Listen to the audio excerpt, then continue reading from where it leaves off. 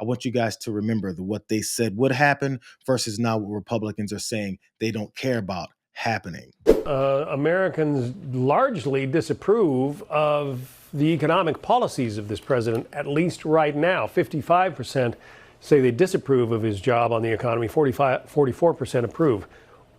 Can you explain those numbers? Well, I think a lot of people are seeing higher prices. Our family's in the construction business, and we get a lot of our timber from Canada and other countries. Yes, it's higher. Steel prices are up, but it's for the good of the country. And should we expect high prices for a short time? Yes, but overall, we couldn't keep going the way we were going. The cancer in this country was letting other countries rule the day and tax our products. And why should we run a deficit every month? And that's why this president is doing such a good job. And you can't go on, poll numbers vary. They come up, they go down. But the bottom line is he's doing the right thing, and it couldn't come at a better time. And things will get better here. Representative Ralph Norman of South Carolina hates the American people. He just told you your prices are going up, but that's good for you. It's good for you for your prices to go up, because you know what? It's not like we said prices would go down. It's not like we said if you elect Donald Trump, your wallet is going to receive so much more money. You're going to have more take-home pay. You're going to make more money. Prices are lower. President Biden, man, inflation was off the charts. But now that it's not happening the way that people with Trump derangement syndrome told you the way it would happen, Ralph Norman says, F you. Prices should go up. Pay more. That helps me. I'm a rich guy. This is who Ralph Norman is. Also following Donald Trump's lead on trying to attack people in this country and sweep them off the streets, including American citizens. Like I told you, Ralph Norman hates Americans. Congressman, do you care if U.S. citizens accidentally get detained in ICE raids? Look, I'm so appreciative of what Tom Homan is doing to get illegals out of the country.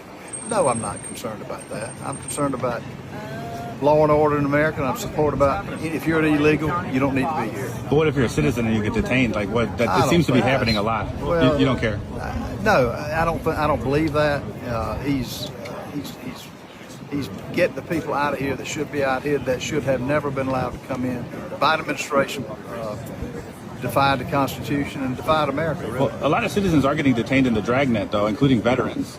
So what about the gang members that get detained? Well, I mean, if they're U.S. citizens. This president and this Homan is doing such good things. I'm not going to criticize him for anything, particularly as it relates to deportation. Ralph Norman doesn't care if American citizens get swept up in these deportation raids and get arrested. He doesn't care if your civil rights are taken away. He doesn't care if your due process is taken away. Representative Ralph Norman is anti-American. He said veterans, those same people, when Donald Trump, his savior, was accused of saying that they're suckers and losers. He's in support of the guy that'll sweep up those same veterans that apparently aren't suckers and losers in the eyes of this MAGA Republican Party. And you guys getting swept up and sent away too. Because he's not going to complain. Does it bother him? Ralph Norman says, hell no. In fact, Ralph Norman has a couple middle fingers for you. Let's go back to the economy that Ralph Norman doesn't care about either, because there's another guy. His name is Mike Lawler. He's another representative. He's another congressman from New York, another Republican who's going to be part of this whole rubber stamping of everything that Donald Trump does.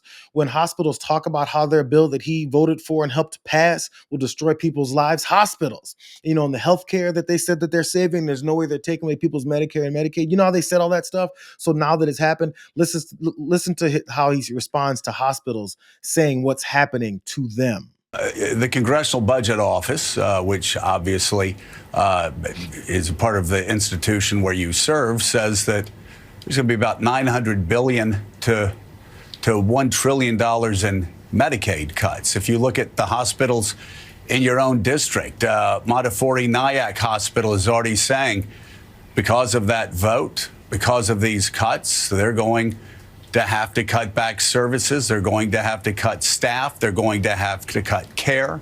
Same thing with Westchester Hospital. Hospitals across your district are going to have to cut services and care and staff members and budgets because of your vote and because of this bill that passes. That's what they're saying. It's not some left-wing focus group or some Well, I'm just telling you what they've said, so what they're parroting is the same talking points being put out by the state and by the so they're hospital parroting. You know their business better than you know their business better than they know their business. Congressman, you can keep talking if you want to, Joe. but are you saying that they know their business, doctors' business, hospital administrators' business better than they know their own business? Is that what you're telling us here? No, Joe. If you'd stop putting words in my mouth and let me answer the question. Number one, you said they were parroting. You said that actually they were having the words put into their mouth. You said they were parroting other people's words. Go look what they've actually put out, and it's all the same. It's all the same points that the Greater New York Hospital Association and that the state of New York are parroting. Mike Lawler's answer to hospitals talking about the situation that they're dealing with is they're all saying it. That might mean that they're all dealing with it. That might mean that it makes sense. I mean, all these hospitals are parroting and saying the same thing. They're saying that the cuts to Medicare and Medicaid that pay for the hospitals to survive because their patients rely on those things, they're saying that just because that money got taken away, that they're having to find cuts now. Why would they say that? They all keep looking up and seeing that the sky is blue. And for some reason, they're parroting each other by saying it. Are we seeing yet that this party is full of people who really don't give a goddamn about this country? As a matter of fact, the less that they care about this country, the better for them. This is the guy that they're following. There's a reason why he sounds so incredibly stupid and has the only answer that Mike Lawler's got is they're parroting each other's talking points about reality. So we'll vote. We don't have a big majority, but we've gotten everything, including the great, big, beautiful bill. Got that done, and that's one of the greatest things that's ever happened to people in this country. They're starting to figure it out, how good it is. Biggest tax cut in history. So many things. Everyone loves the great, big, beautiful bill. Just because. The biggest tax cuts ever in history. So if there's biggest tax cuts ever, maybe someone should ask that same J.D. Vance, Donald Trump's vice president, why he's got to go on TV and say they need to mitigate the issues with that bill and also his tariff policy. Maybe they should ask people this question. The second thing the tariffs are doing is it's bringing in a lot of additional revenue, which of course we're using to give tax relief to the American people and make it easier for average Americans to get by. Why do Americans who got the biggest tax break ever in history that Donald Trump just said they've got need tax relief through tariff revenue? Why is that? Why would they need some more tax relief through his tariff policies? Why would they need that? I thought they got plenty of the biggest tax cut ever in American history through their bill. They need some more help for some reason. I can't figure it out. How about we ask an even dumber guy, Howard Lutnick, who runs behind Donald Trump's ass and finds every hair that he can and flosses with it. Can working people possibly get a little bit of rebate because of all the tariff revenue the United States is bringing in? Exactly. So, when they did the big, beautiful bill, they don't count the tariff revenues. So these tariff revenues are going to be 600, then 700, then 800, then 900. And over the course of his presidency, they could easily hit $1 trillion a year. So the president is thinking about, look, I've created this value, right, from the power of the American economy, from all our people and all their consumption.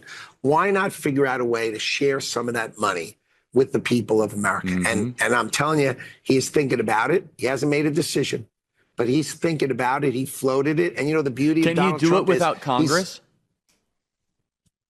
I don't know. I haven't studied it yet. I've just sat with him and I've listened to him talk about it both publicly and privately. I mean, he's interested. He cares so much about the American people. When Howard Lutnick and the rest of these guys don't have a way to answer a question, they just go back to kissing Donald Trump's ass. Does he need Congress? It's weird that even Charlie Kirk asked him that. Does he need Congress to do something like this?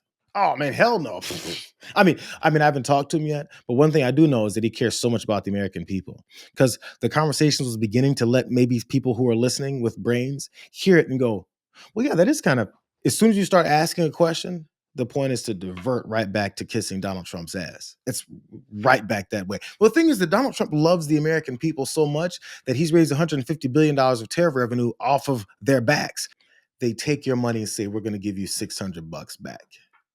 And they think, and I'm beginning to be convinced, they know this country's too stupid to realize what it is that they're doing. As he's building golden palaces, additions to the White House, and paving over the Rose Garden, and going to add all this militarized police to every city that he doesn't like, where do you think the money's coming from? You're paying for your downfall.